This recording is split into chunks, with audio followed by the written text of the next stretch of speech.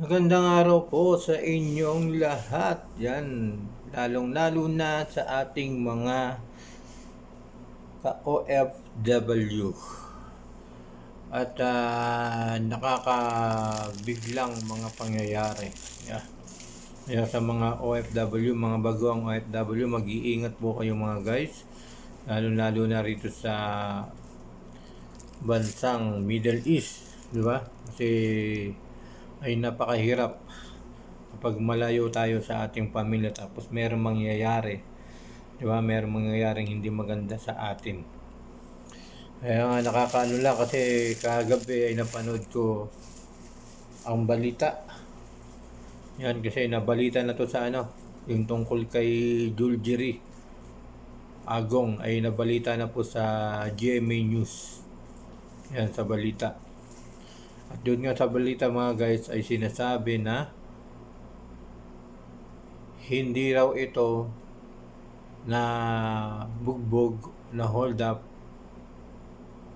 Ito daw po ay na hit and run. Papaano, di ba? Papaano nangyaring na hit and run siya pagkatapos ay nakita ang kanyang bangkay doon sa disyerto? Ano nga ba talaga ang dahilan, di ba? Ano nga ba talaga, kasi merong mga nagsasabi na hold up siya, binugbog at sinagasaan. At meron na mga yung balita kagabi sa GMA News na hit and run daw ang nangyari, sabi ng mga kapulisan dito sa Middle East, dito sa Saudi Arabia. Ano nga ba talaga yung totoo, di ba? Kaya marami nagko-komento na papaano napunta yung bangkay ni Juljiri Agong doon sa disyerto kung na hit and run siya. Tama naman yung mga sinasabi ng mga commenter. Tama yung mga sinasabi nila, mga suggestion nila, mga advice nila, parang ganun, di ba? Kasi marami nagtataka, paano nga ba? Paano napunta o natagpuan yung bangkay ni Juljiri Agong doon sa disyerto? Diba? Napakalawak ng pag-iisip, di ba? Napakalawak ng pag-iisip natin. Talagang maiisip natin paano nangyari yun, di ba?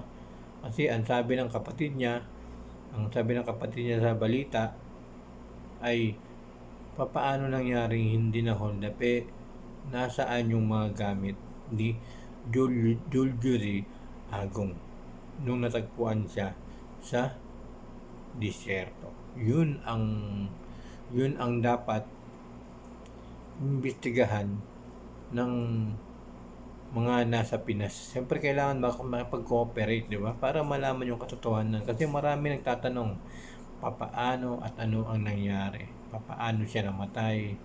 Di ba? Papaano siya na hit and run? Kung ano ang totoong dahilan. Kaya nananawagan yung pamilya ni Juljiri Agong ng kaagarang hustisya. Yan, ipanalangin po natin mga ka-OFW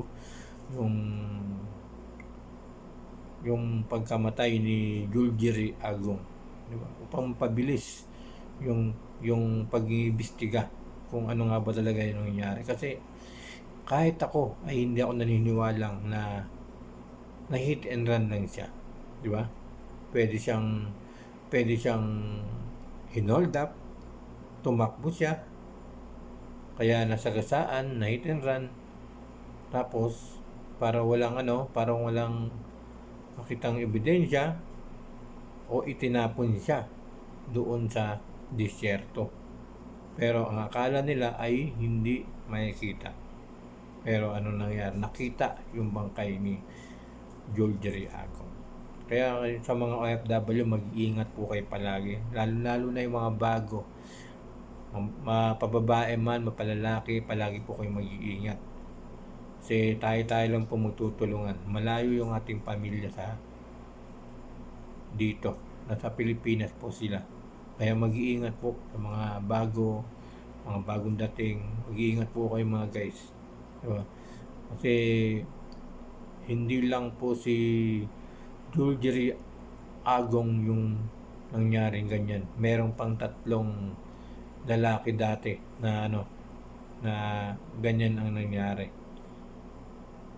2021 at 2024. Diba? 2021, 2024. Nangyari po yan. Diba? Kaya nakakalungkot yung mga ganyang balita. Nakakalungkot. Yung mga nangyari ganyan ay yung mga may itsura. Diba? Kaya palagi po tayo mag-ingat mga guys. Paano nga ba? Paano napunta yung bangkay ni Juljeri Agong sa disyerto kung na-hit and run lang siya? Yun po mga guys.